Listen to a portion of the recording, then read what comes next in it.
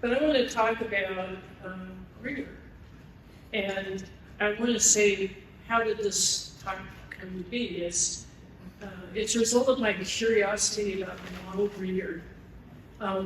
In 2023, I was at DDD Europe, and I went to attended and participated in Eric Evans' master class.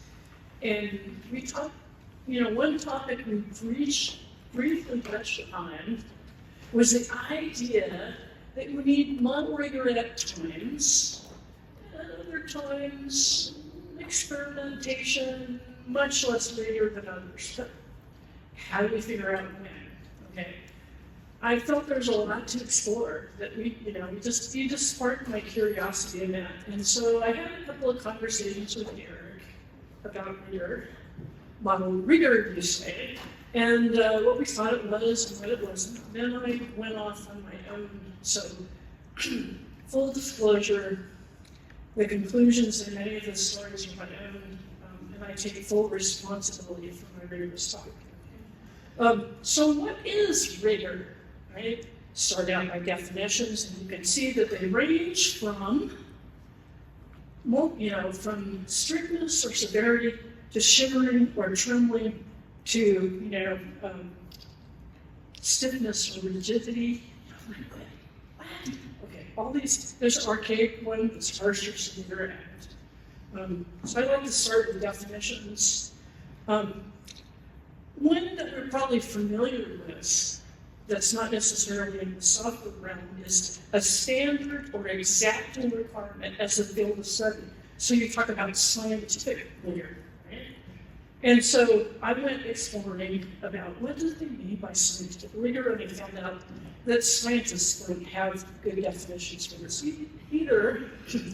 And so in this, there were categories of rigor. There's a guy who wrote an article for Carcinogenesis journal, where he had levels of rigor in scientific work, where the high rigor L6 was insidious rigor, where we falsify data in order to make our point, and then it goes all the way up to creative rigor, which I thought, well, that's an interesting one.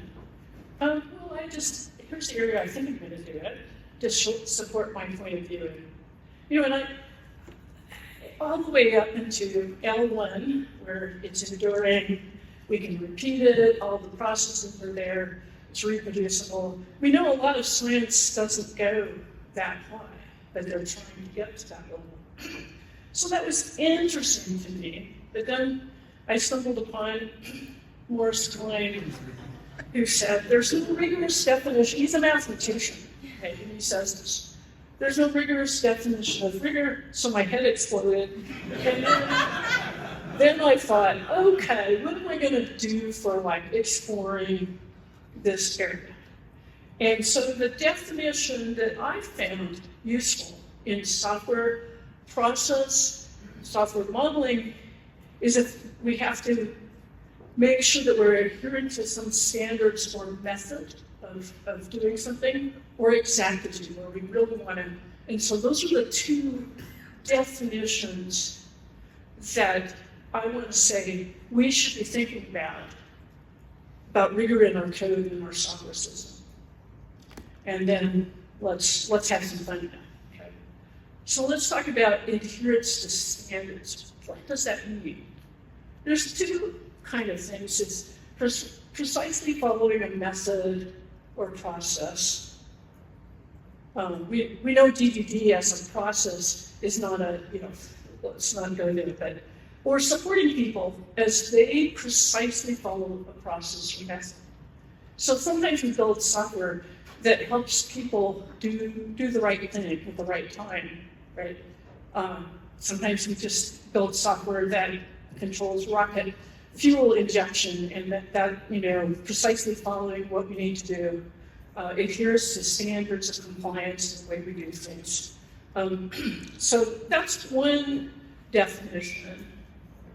But exactitude is another one. Is how exact do we need to be? Determining a precise, accurate answer to something, to a well-formed question, hopefully, before we proceed. So think about software that we need to determine the identity of someone. We'll get into that. What does that mean? Or that we need to figure out whether they have these criteria are met before we can grant them a loan. All the cases, exactly. We need to know, can we do this before the next thing in the workflow process can happen? So using those two definitions, we're going to explore one at a time because they really are quite different things. So let me talk about supporting people as they precisely follow a process or a method. And I want to start with a tragic story. I don't know how many of you remember when a bit of the airplane fell out of the sky. Alaska Airlines Flight 1282 was flying, leaving Portland Airport. This is a couple of years ago. I don't know how widely this was published, but the door plug fell out, and fortunately they were only at 10,000 feet.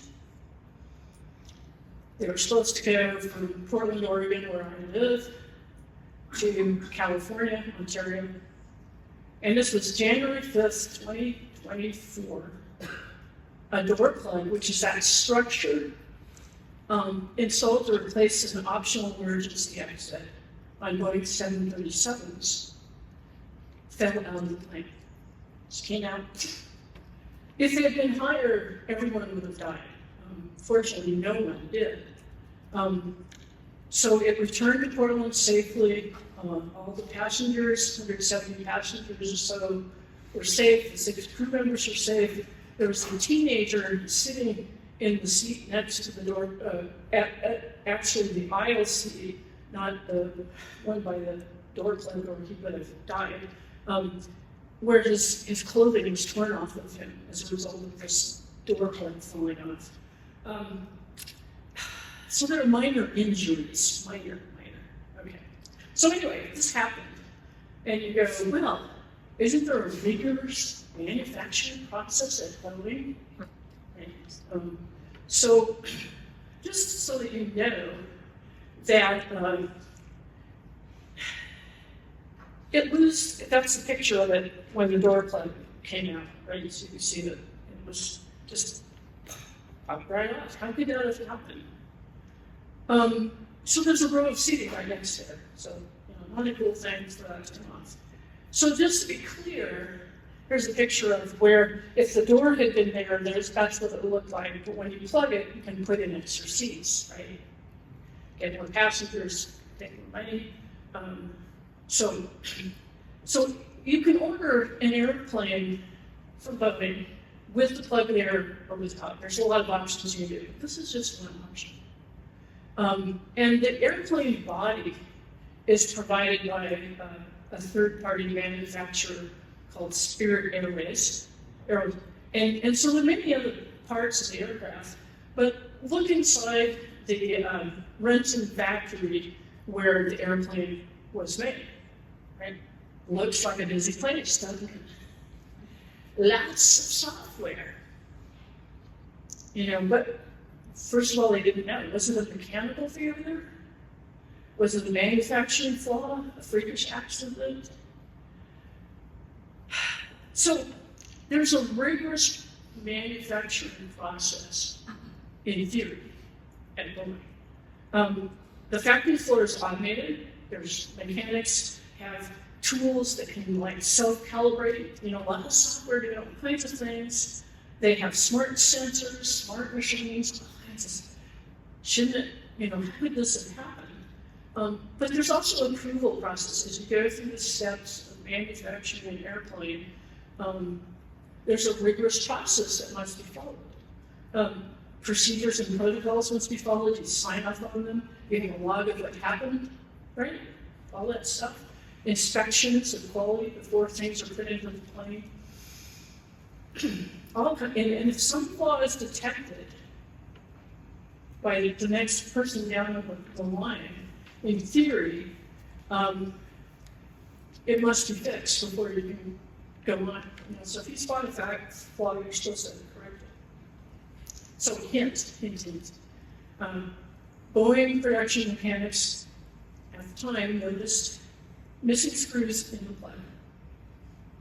Okay, so they noticed that there were some screws that were not there, but these didn't get replaced, ever. So it was not completely screwed down, the bolts on the inside of the plane. Again, how could that have happened? So, we have these rigorous sign-off processes. Our software, is tracking, helping people track what they're doing and whatever. Problem was, when Boeing acquired Rockwell, they prioritized the movement of the airplane, like speed of manufacturing, through the factory over getting it done right. And this is a quote from the CFO, shortly after the, officially acknowledging that something went wrong. Okay. So we have this rigorous process, our software supports this rigorous process. How can things go wrong? So Boeing had problems at the plant and at other plants. So when the aviation agency went and started inspecting, they found, investigating what was going on, there was some very interesting and squirrely stuff going on. In theory, when you did a job, it needed to be inspected and then approved before you could go to the next phase. But they found that like 10% of the people were signing off on their own work. 10%, okay? And then parts were installed without the necessary inspections. I need a part, I'll just go get one without expecting or logging it. And then, if I needed an inspection, oftentimes people would go finding the person who could just sign off without really looking at it. Right? So that's called inspector shopping. So if you needed an approval for a completed process step, you might find anybody to approve your work.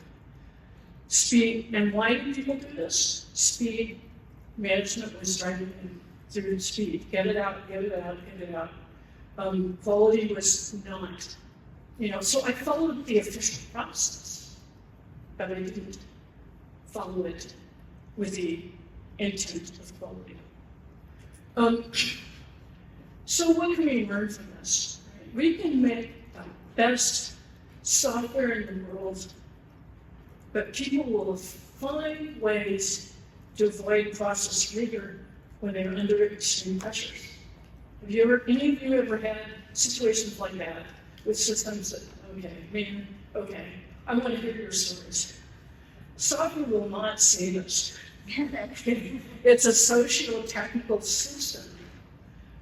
So if I think that, what can we do when there's a high degree of process rigor that we need to enforce with our software?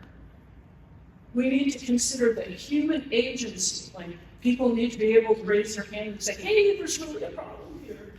And environmental conditions must be primary concerns, right? So if we're an architect, don't be complacent, solutions architect, that we've done things in the last 5 ways for safety valves and people raising their hands and noticing things and not getting punished for it.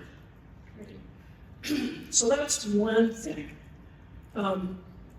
So we need to be able to have humans in the loop, to take agency when they notice things are wrong. Right? And so if your software system doesn't give you any way to record that there's something wrong when somebody already approved it, and you saw it, and you didn't, what do you do?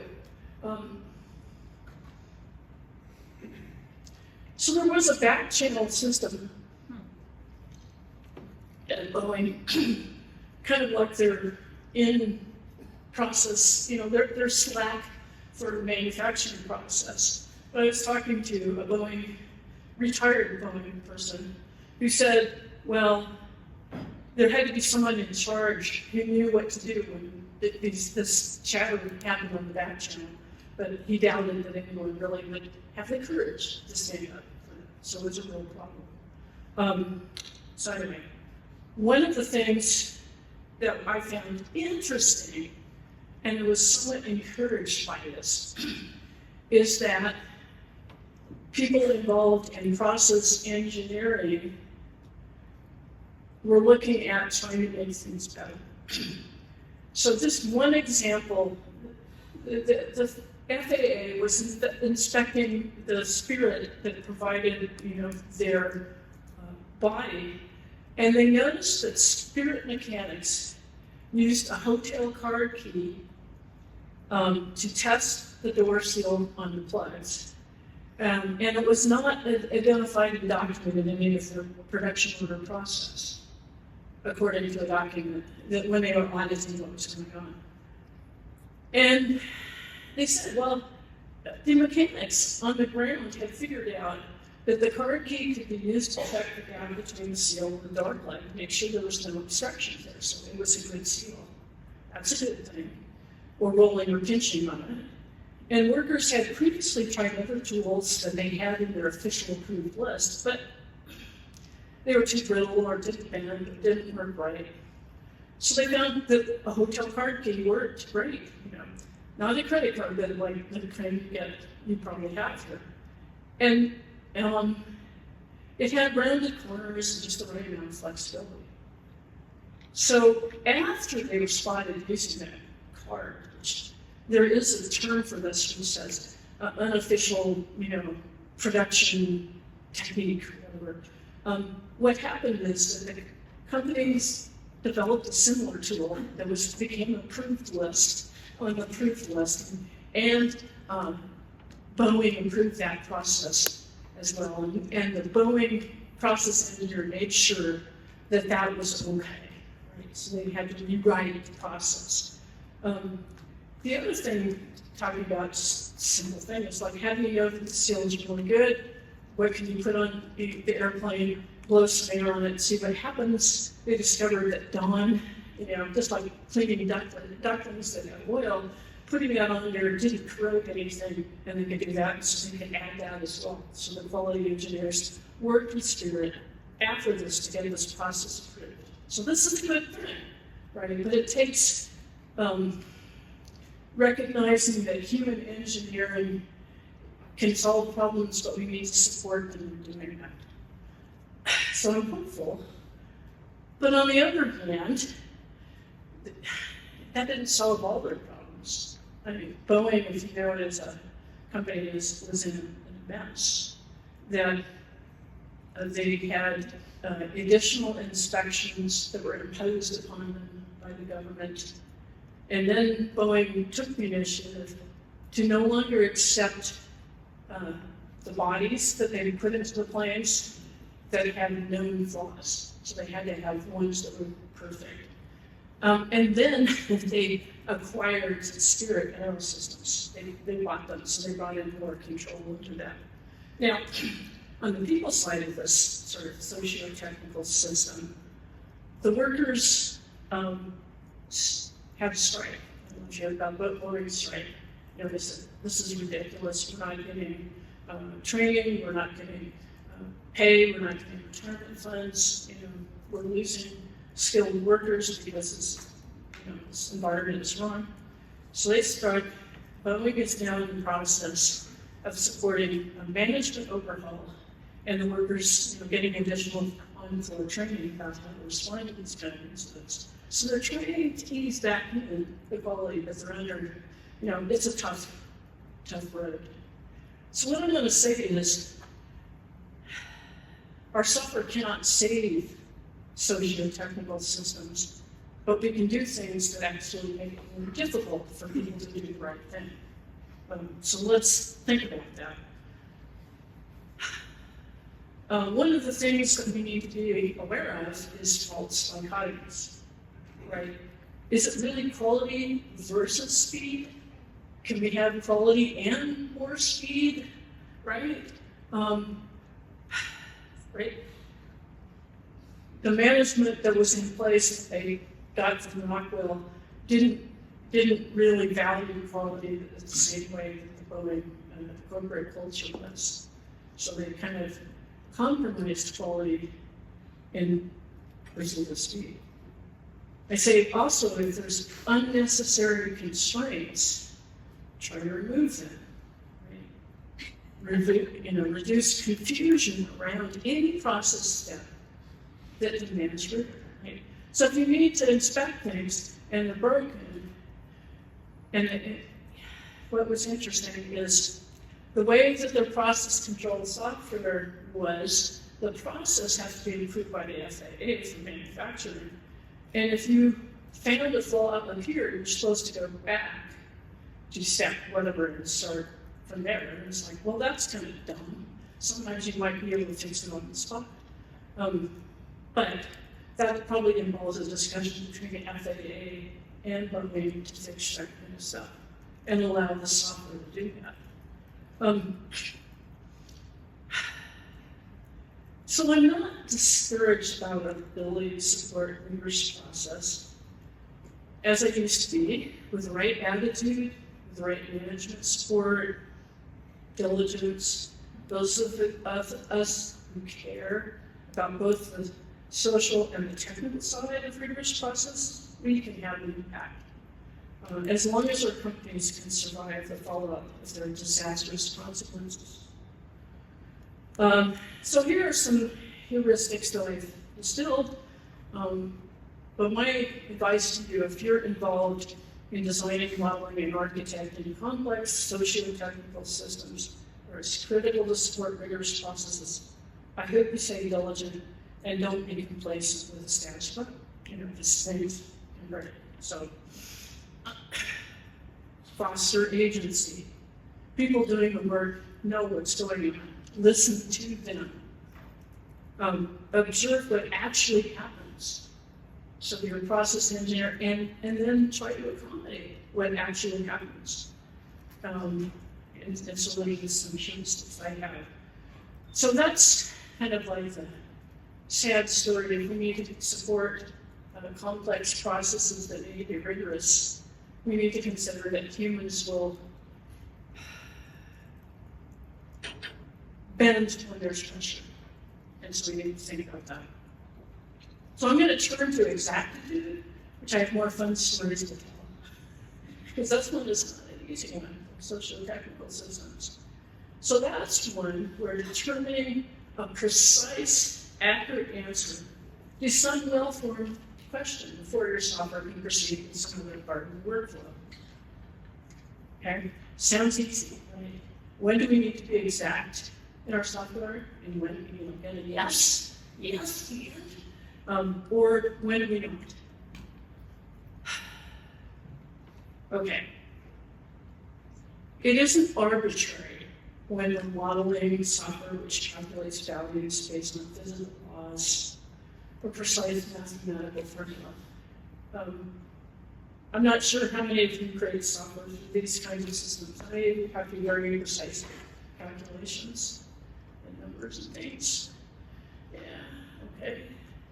Oh, we were talking this morning about the COBOL conversions, and the guy was saying about Wirfs, we can't replicate in Java the precision and accuracy of the numbers calculated in the COBOL, so we're going to put the COBOL into the connection system as we, they're little calculators that we just don't have a better solution for. I might argue that performing financial transactions or calibrating an instrument, and I call it that kind of software in my experience, needs to be pretty rigorous with the being calibrating the source code. And exactitude is highly desirable. But what about other kinds of exactitude? We'll talk about this. Right? Because sometimes we get rigor wrong. It isn't so clear. So I asked you to think about what kinds of questions is your software supposed to be answering. Think about that. So let's look at some common examples. These are trivial, but they're meant to illustrate some points. So for example, authentication, which is probably something we all really have systems that do that. Someone or some system has to be genuine and real before we can let them proceed. Right? Security folks need to authenticate the users. But even there, I suggest that we should be concise about what we mean when we're authenticating somebody. What do you mean by genuine? Right? There are several synonyms for authentication. And at various times, our models support the need to do some of those things. And so we're going to go through some of those. So these are some. I find it insightful to look at what we're really trying to answer when we're doing these kinds of things.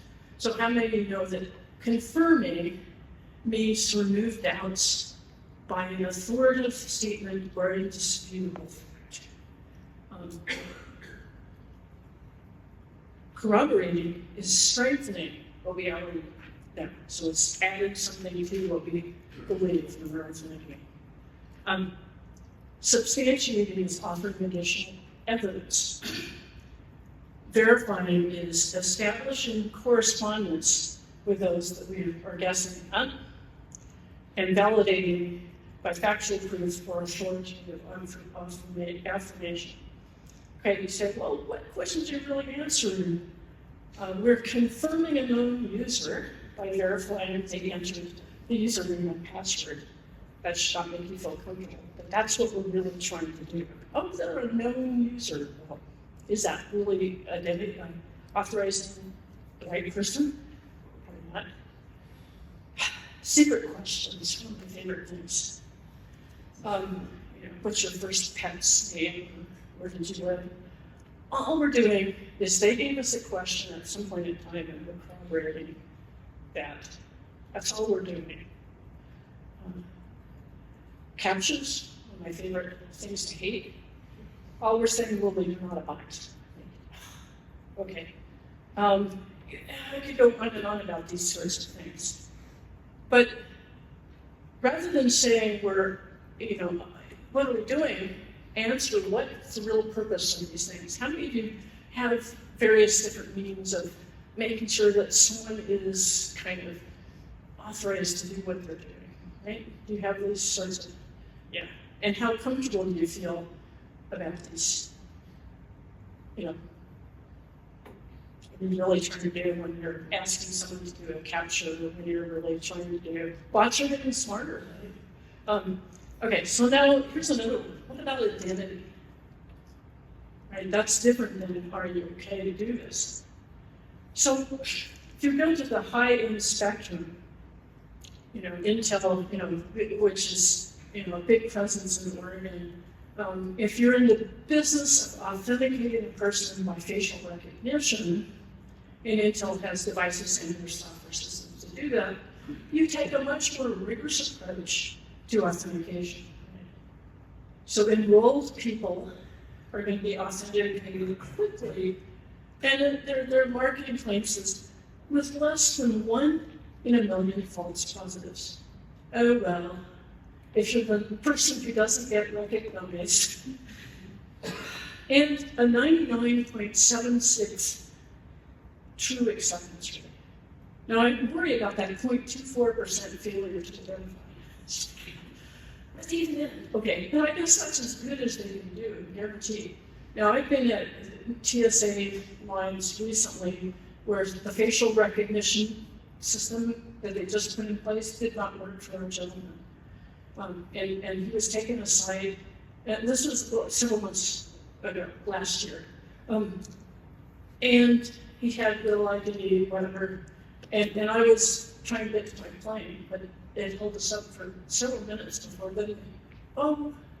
Anyway, so this is what they can do. I worry about that. We think they're going to be good, but easy enrollment, fast authentication, but we're not perfect. But we're sort of rigorous, pretty rigorous. Okay. 1 in a million. Okay, all right. So this is the story when I was talking to Eric about Rigor before I went on my own path, is determining identity. And the CDIC, Canadian, our equivalent to the FDIC, that when your bank fails, they refund you money so that you can live. And so how do you determine the identity of someone when a bank fails to see whether if they have enough fund, if they have accounts that have under a certain amount of money, you want the bank, the CDIC will guarantee it and give it back to the person when the bank fails. Nice practice. So we assume that names on accounts are the same thing, or IDs or social security numbers, but people will find ways to circumvent and enforce rigor that gets in the way. So one of the things that I was telling you a story about is that what happened is that when you open an account for your son or daughter, and they didn't yet have a Canadian ID number, and maybe they have the same name as you, they were John Smith, and you were John Smith, you would just put your number in, right? So, it really was their account that it had your number because you were forced to put in something when you created an account, right? So they entered the account. So I'm going to say people will find ways to circumvent and force rigor that gets in their way. I want to create an account for my kid that's newly born, so what am I going to do? So they did a lot of modeling on this and then decided, oh, that would be too hard to explain all these different edge cases that they're doing, so we'll just let them report because they aren't getting the money back that they thought because they're over the limit to get the money back. So they didn't enforce the rigor of doing it to determine whether that really was the same person or not. So here's kind of a jokey thing about figuring out the age of the undated world map. A heuristic I have, and that it makes sense, is when increased complexity makes it hard to explain to someone and it outweighs any possible benefits, and there is no really harm or risk of it, you have to ask for, to clarify your identity in order to get your refund of when your bank's good. Fine. If there's no benefits, just relax. I can tell you, having been in software, working on software systems for many, many years, sometimes we go through all this effort to verify all these things, and it really doesn't matter. Okay? So, what about authority? Do you have the appropriate permissions to make something? This is another thing. This is a website near Dundee, near Duck Pond Cellars. Their website has since changed over the last year, which is great. But they're asking before you go to this winery website, are you 21 years or older? Say yes or no. What would you do? And yes, it's the default that was selected. Okay. Now it turns out that there is no legal requirement for you to check the age of someone to go to a winery website. But culturally, people were starting to complain that teenagers were there was pressure to prohibit them from doing that. Keep our children safe and looking at the wine. Okay. And so when you look at this is not much software for you to add. You could just, all right. Well, what's the point? It's making a social statement that actually is irritates the hell out of me. What I call this is rigor theater. Okay. When there are social pressures, we can end up doing rigor theater. If it's merely performing it to see, well, we're being rigorous. How many of you have done rigor theater in your software systems? I'd love to hear stories. My email, send me your stories, it's great. So, on the other hand, we're having increasing social or governmental pressures to conform and be more rigorous about certain things, like age verification. But beware, there are some age-enforcing rigorous attempts that are currently in use that are going on.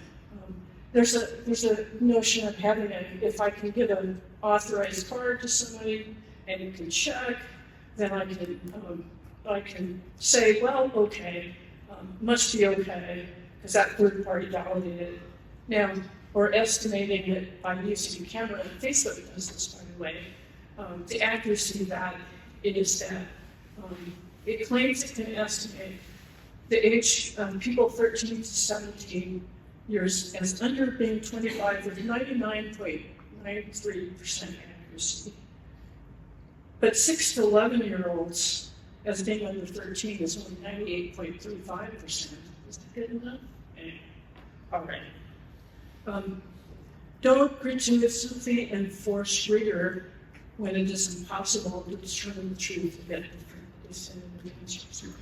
Now, I'm not saying Facebook is doing rigor theater, but you have to realize that it's doing what it thinks is appropriate that it can get away with.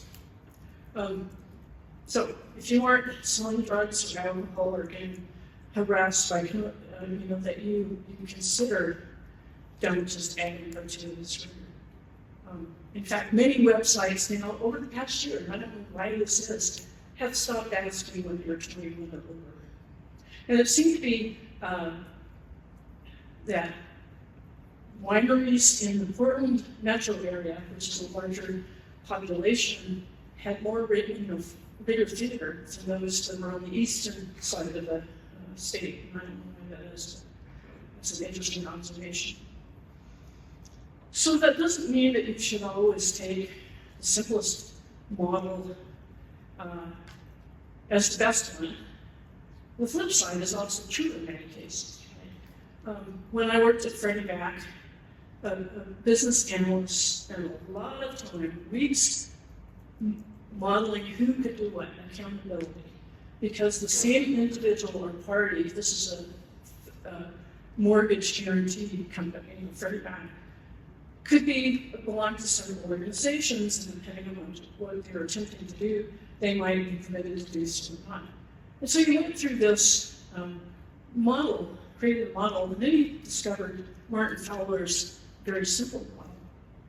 And he asked me, he's like, did I over-model this? Was I more rigorous than I needed to? And I said, well, I'll just go ask Martin. Because I know Martin, and Martin says, this was just an example in my book, right? It's not, it's too simple. Operation levels of accountability can be really complicated. So there it's appropriate, because money was involved. So don't just say, oh, here the book has it, I'll go for it. I really won't do that. So I'd like to think that we need to be more concerned about what's the required rigor that we should have, right? What's the requisite rigor and how should we get there? It's an important question. Rigor that is required by the nature of things or by circumstances. So if you're not a domain expert, how do you know? Right? Those of us are not domain experts. And even among domain experts, how many of them disagree with each other? It needs to be like this. Nope. They may be even sure or disagree. So when we are required to enforce rigor, some heuristics I have, take reasonable measures. Be prepared to defend what you decided to do and have a discussion about it. and avoid, if you can, difficult to enforce situations. Oh, we're making sure that all children cannot access our website.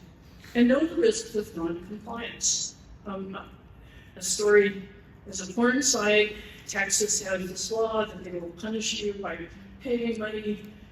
You'll have to pay a fine, and, unless you're really enforcing this. So what they decided to do, which is a really clever thing, is to just not support IP addresses in Texas. So that was their way of getting around that. It's actually probably easier than software. And then consider the ethics and values and social responsibility that you have. And also you need to define where a degree of rigor is required. So now I want to offer some helpful heuristics for both thinking about the requisite rigor and designing yourself for it. So I kind of want to end up on that happier note and all these war stories, if you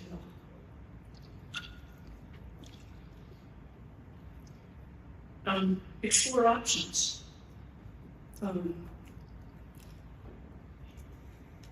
Constrain the model rigor to only where it's required and achievable. Okay? Be nice. These are great heuristics. You probably would break some of them along the way. And this is a heuristic that I've heard Eric say over and over again, is carve out tiny banded contexts where you impose rigor that you clearly separate and isolate from other areas that are not there. So here's an example, talking to my friend Matthias, if I want to verify phone numbers and I have to support them in different countries, I don't know all the rules, whatever, don't just create one big bounded context for all the phone numbers in the world. I might end up with smaller bounded context for each one, and the rules change, but numbers are valid. Okay. So instead of just creating big balls of mud, carving out tiny bounded context is a way to get around it. So let me end with an interesting story about the keyhole problem, which is another, I guess I would say, rigor weirdity that goes on. Scott Myers invented this term and has written stuff about this, never published a book, but it's a fascinating thing, is that he talks about the restricted domain keyhole is when some elements that you'd like to get in from the natural world can either not get into the system, or once they're in, you can't get them out. What's that? It's almost like a computer. You'd like to enter in this kind of information, can't get in there, or if it's in there, you can't get it out, even though it's in the system. So one annoying keyhole problem that I have, I get all excited about this one, is names of people. The natural input domain of our names. So I have to tell you a story, right? I have a hyphenated name, okay? So keyhole problems like this are often caused by inconsistent or gratuitous rigor, inconsistently done across sprawling systems. So in many systems, my last name is considered invalid, right? Can't enter a hyphen, invalid name. Wait, it's valid. Oh, so what do I do? What do I do? I have to enter my name. So what I do, sometimes I just leave a space. Sometimes I squish Wirfs-Brock together. Or more like the Wirfs-Brock. Sometimes I do this, sometimes I do this. What happens is that oftentimes I can't remember what I did to get into the keyhole. Has it ever happened to you? I mean, it's like, what did I do? Did I take the hyphen out this time? I wish I had one way that I only knew to do, but I kept trying to find it because some systems was not the same. The rules were not, can't have a last name that has two words in it. So the next time I access the system, I repeatedly guess my name. Even worse is when some parts of the system allow hyphenated names, whereas other parts of the system do not. And this is fast, man, this is fast. Recently, I had this happen when I got insurance. So I ended up entering in my name with a hyphen. And then they said, no, we don't support hyphens. And I associated it with my email address. And they said, well, no, can't change that. It took 3 hours to realize I needed to have an alias email name and enter my name in without the hyphen in order to get access to online to use the system. It gets even worse, when that system interacts with other systems, like the social security system. So for sometimes, I even got an email, I have no idea how this happened, to address to Brock and Wirfs, because obviously they parsed the hyphen and they something about it. Okay, so the problem is a real problem. I am going to go on a couple more minutes. I get excited about this stuff. I want to tell a story about my friend, Tim O'Connor, because he wants to say, anybody who has special characters in their name and apostrophe, like, we don't like Irish names either, or names with accents over them. So Tim wrote me an email after we talked about this at geek, our geek beer get together. And he said, well, in the early days, you wasn't valid to say O'Connor. And he says, in the days, so what did he do? In the days before SQL injection happened, we'd often see a database error come back and say, it's string. Right? And so then he just said, I'll just do, escape so I can enter it in, right? Okay, so then he figured out that worked. And it was probably stored. And he said, well, success. But that wasn't for long because, HTML and web happened. And he started getting, entered in of O'Connor and would get this back, say, translated to HTML and escape characters. And for sites that he had previously SQL escaped, the apostrophe became this. And he says, now my name is appearing in the format of the web page itself. And so eventually he's even gotten things that, were like this. Okay. So the SQL escaped both the apostrophes and then started the HTML escape, I guess. And so different teams wrote the input side and the output side.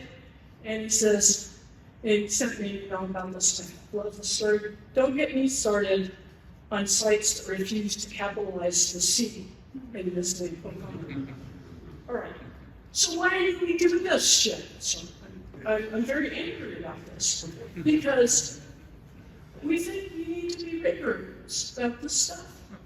But I have some heuristics. I understand the cultural human name conventions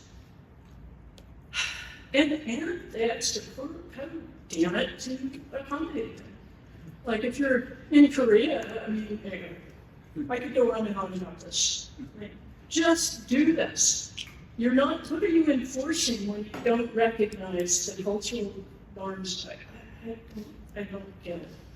And just thinking that you're checking for this to avoid, you're doing gratuitous rigor to let that, we don't have SQL injection, we can do it in other ways, preventing that imposter. And then when you do it consistently apply rigor, and I realize this is a huge problem when we have systems of systems, right? Talking systems. Okay. So there's always going to be modeling garages. Requirements for rigor do shift over time, right? Different assumptions between bounded contexts, right? Different assumptions about rigor amongst users and about the domain experts and legacy systems with inconsistent or unknown rigor.